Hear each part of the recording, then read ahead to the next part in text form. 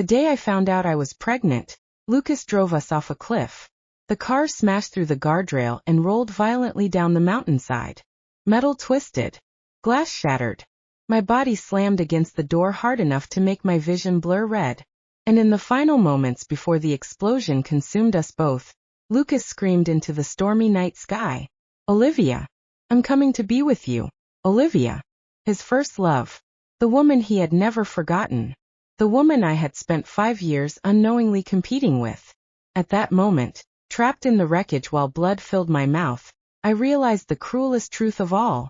Even after marrying me, even after building a life with me, even after I carried his child, his heart had never belonged to me. The fire swallowed everything. Then darkness came. But when I opened my eyes again, I wasn't dead. I was 19 years old, standing beneath the old oak tree on my college campus with a love letter clutched tightly in my hand. The same confession letter I had written for Lucas before we ever started dating. The afternoon sunlight was warm against my skin. Students laughed nearby. Someone rode past on a bicycle. I stared at the untouched letter in my trembling hands and slowly began to cry. I had come back. Without hesitation, I tore the letter into pieces and let the wind carry them away. This time, I would never love Lucas Hart again. And this time, I would save myself. 8 years later, Lucas Hart had become exactly what everyone expected him to be. A genius. A billionaire. The youngest owner of multiple Formula One racing teams in the country. That night, he rented out the most expensive nightclub in the city to propose to Olivia Bennett, his perfect first love. Crystal chandeliers glittered overhead while celebrities, socialites, and wealthy investors filled the luxurious hall. The giant screens played romantic clips of Lucas and Olivia dancing beneath fireworks, vacationing on yachts, kissing under snowfall in Paris. They're perfect together. Lucas really loves her. He spent millions on this proposal alone. Olivia is so lucky. The praise surrounded them endlessly. Meanwhile, I sat quietly in the corner wearing an oversized sweater, messy hair tied into a loose bun, exhausted after spending 2 straight days locked inside an editing studio. No makeup. No designer gown. No interest in their performance. I had only come downstairs because I was hungry. No one recognized me at first. After all, compared to the glamorous Olivia, I looked painfully ordinary. Then one of our old classmates spotted me. "Evelyn?" The music quieted slightly. The moment Lucas heard my name, his expression changed. His eyes found me instantly across the room. And stayed there. "Wow." Another classmate laughed mockingly. "Evelyn, what happened to you? You look terrible." "Still unemployed?" "You should ask Lucas for help. I'm sure he could spare a few thousand a month."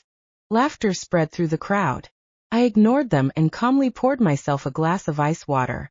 The moment Lucas saw me drinking the complimentary water instead of alcohol, something in his gaze softened strangely. "Order whatever you want," he said casually.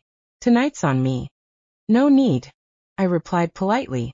The distance in my tone made his smile disappear slightly. Olivia immediately tightened her grip around his arm. Her eyes swept over me with thinly veiled contempt. "Evelyn," she said sweetly, "women should really take better care of themselves. Honestly, your clothes look mismatched and your hair is a mess. If you want, I can donate some old dresses to you. I have too many closets at home anyway." More laughter. I simply continued eating fruit. That seemed to irritate Lucas for some reason. He suddenly walked toward me and held out his phone. "Give me your account number," he said stiffly. "I'll transfer you $300,000. The room instantly fell silent. "Lucas." He ignored Olivia completely. "You don't need to keep pretending," he continued, voice strained.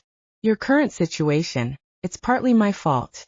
Just take the money and move on with your life." I looked at him calmly. "There's no need." His brows furrowed. "No need. Our lives have nothing to do with each other anymore," I said quietly. "Whether I'm rich or poor isn't your concern." Something in Lucas's face cracked slightly, but before he could speak again, Olivia quickly stepped in. "Actually," she interrupted with a smile, "I own a clinic on South Street. We need a receptionist. $7,000 a month plus housing." Evelyn, if you're struggling, I can help you.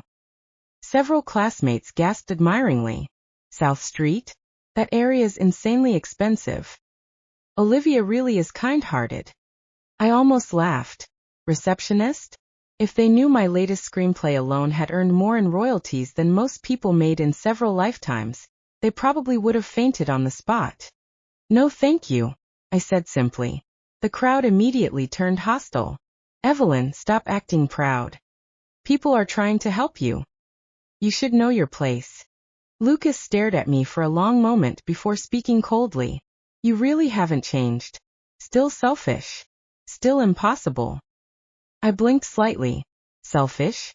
In both lifetimes, I had never once done anything to hurt him. Yet somehow, I was still the villain in his story. Before I could respond, another former classmate named Jack approached me drunkenly. Evelyn, he sneered. You rejected me back in college. How about tonight you drink with me for $500 a glass? The crowd laughed harder. If you let me hold your hand, maybe I'll pay extra. I frowned. And just as I was about to shove him away, crash! Lucas suddenly hurled a glass directly at Jack's feet. Stay away from her. The entire hall froze. Olivia stared at him in disbelief. Lucas! But he ignored her completely. His eyes remained fixed on me. That was when the main doors opened. A little girl surrounded by bodyguards wandered curiously into the nightclub. The atmosphere instantly shifted. Oh my God! Isn't that Adrian Vance's daughter? She looks exactly like him. Excitement exploded throughout the room. Adrian Vance. The internationally famous actor. The billionaire producer. The youngest entertainment mogul in the country. No one noticed me quietly standing up. Until the little girl suddenly spotted me. Her eyes lit up instantly. Mommy! The entire nightclub fell into dead silence. Before anyone could react, she sprinted directly toward me and threw herself into my arms. I caught her automatically. Lily, I sighed softly. Why did you run downstairs again? The room looked like someone had sucked all the oxygen out of it. Olivia's face turned white. Jack stumbled backward in horror. Lucas looked frozen. Mommy, someone repeated weakly. Before the shock could settle, the private elevator at the back of the hall opened, and Adrian Vance stepped out. The entire room erupted into chaos. Women gasped. Phones appeared instantly. But Adrian ignored everyone. His gaze locked onto me immediately. The cold indifference on his face melted into warmth as he walked straight through the crowd. Then, without hesitation, he wrapped an arm around my waist and kissed my temple. There's my exhausted genius, he murmured softly. I leave for 10 minutes and our daughter starts escaping security again. Lily giggled. I leaned slightly into him without thinking, and that single unconscious movement shattered whatever remained inside Lucas. The butler beside Adrian bowed respectfully. My apologies, Mrs. Vance. Mrs. Vance.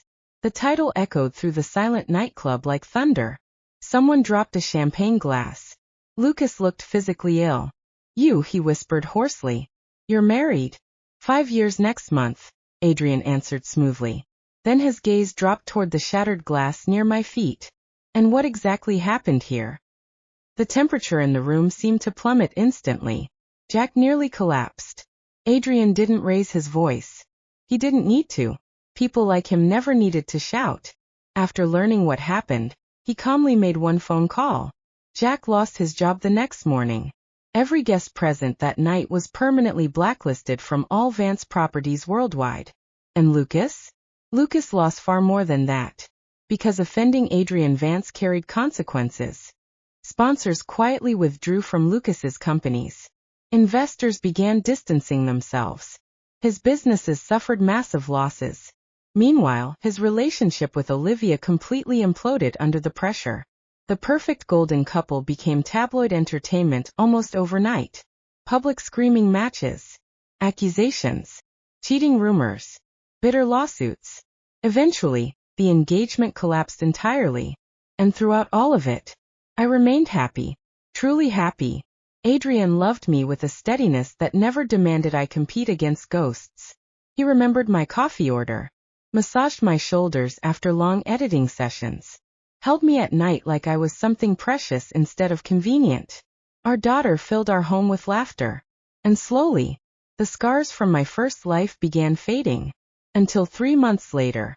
It was raining heavily that night when I left my studio downtown.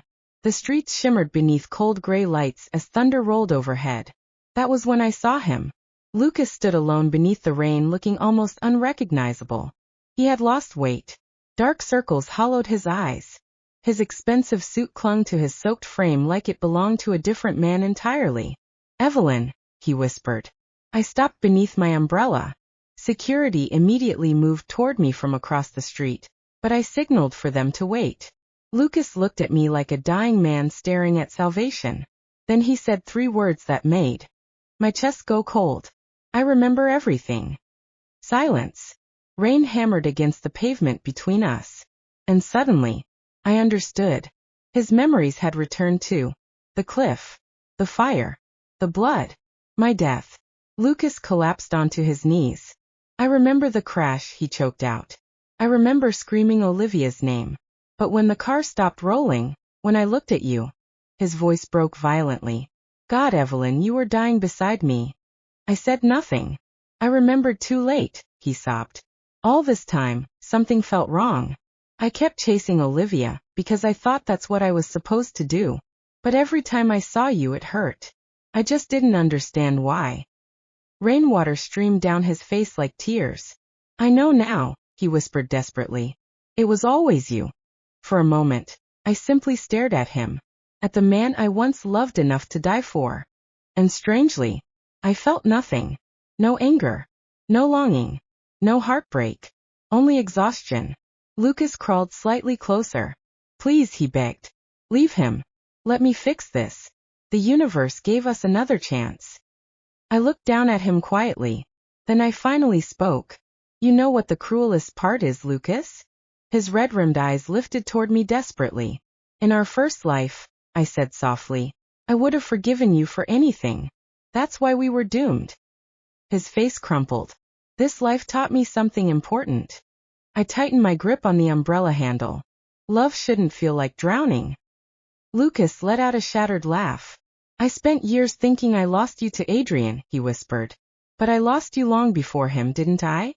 Yes. That single word destroyed him more thoroughly than screaming ever could. After a long silence, he finally asked quietly, if I had remembered sooner, would anything have changed? I thought about it honestly, then answered truthfully. At one point maybe. Hope flickered briefly across his face. Then I finished softly, but not anymore. Because he hadn't lost me that night in the rain. He lost me the moment he screamed another woman's name while I was dying beside him. A black SUV pulled up beside the curb. One of my guards opened the door for me. Before stepping inside, I looked back one final time. I hope someday you stop confusing guilt with love. Lucas stared at me silently, then slowly lowered his head. Not arguing. Not begging. Because deep down, he knew I was right. I entered the SUV and the door shut softly behind me, sealing away the storm. A second later, my phone rang. Adrian. The moment his face appeared on the screen, warm and smiling from his hotel suite overseas, the heaviness in my chest disappeared instantly. There's my brilliant director, he teased gently. Tell me you're finally going home. I smiled softly. I am now. You sound lighter, he noticed. I glanced out the rain-covered window one last time.